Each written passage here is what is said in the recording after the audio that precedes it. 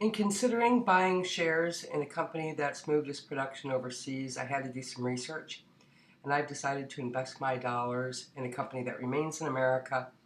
I've decided to invest my dollars in a company that does not replace domestic production, does not deindustrialize the United States, and offers jobs to American workers. Offshoring and outsourcing out of the United States are often economically advantageous for the companies because of the ability to increase costs by decreasing wages and overhead operating costs, as well as dealing with looser regulation. I can understand and see the benefits to the company, but through the same lens, I can see the disadvantage to the United States and the United States worker. I think that there is more to consider than just the cost of overhead. Both the reduced cost to the company's bottom line and often the reduced price of a product made by employees who are poorly paid. There has to be more consideration than that. Regulations, inspections, working conditions, safety, and product quality also need to be considered.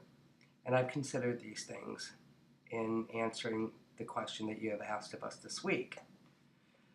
There is often less oversight in companies that are based overseas than American-based companies. And while overseas companies are subject to inspection, it's difficult, if not impossible, for inspectors to guarantee that the products that they're inspecting were actually manufactured at the companies and factories that they're standing in doing the inspection on.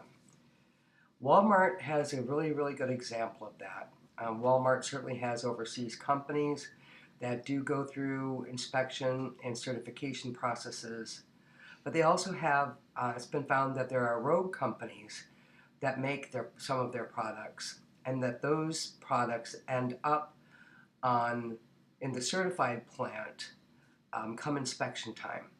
So that brings up another point to consider.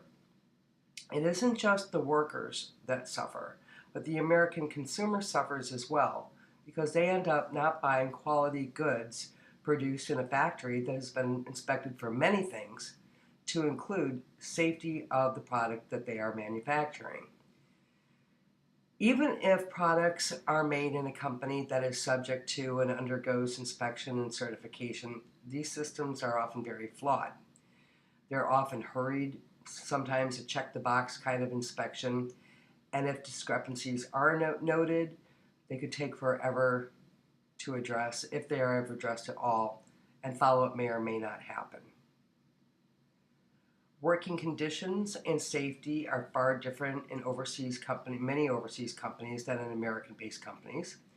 In 2013, the Rana Plaza in Bangladesh collapsed, killing 1,134 workers. This complex housed many different factories that produce goods for American and European markets.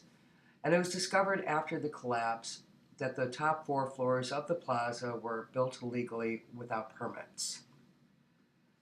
China's Foxconn, which we read about a few weeks ago in class, we discussed it on the discussion board, is another example of poor working conditions that can be found in some overseas companies.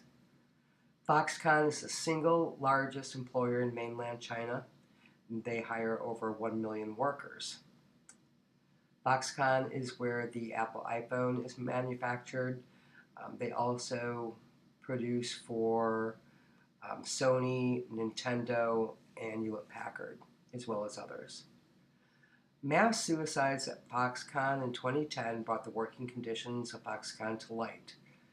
And poor pay and stress, long hours, bad working conditions, and denied benefits were some of the reasons that these workers felt that, well, they couldn't bear it any longer.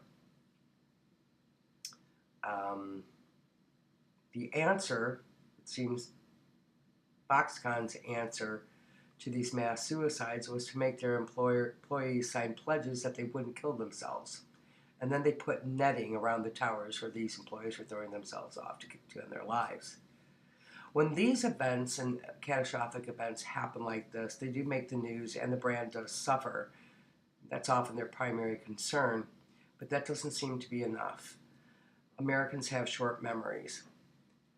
What if these practices and catastrophic events happened right here in the United States? What would the reaction be? And I think that's something that needs to be considered and that I considered in answering this question about where I want to invest my dollars. Why should we feel differently if the product that we're buying is being made in a foreign country with poor working conditions as opposed to an American company with better working conditions? We're buying the same product. We shouldn't feel differently if it happens someplace else. That's not to say that investors should not look at foreign or multinational companies for investment purposes. They should. But let's not look at the ones that left the United States to increase their bottom line while deindustrializing our nation and taking the jobs with them. And then let's think about the people that are making these products and how we want them to be treated. I think you might think about where you want to put your dollars a little bit differently. Thank you.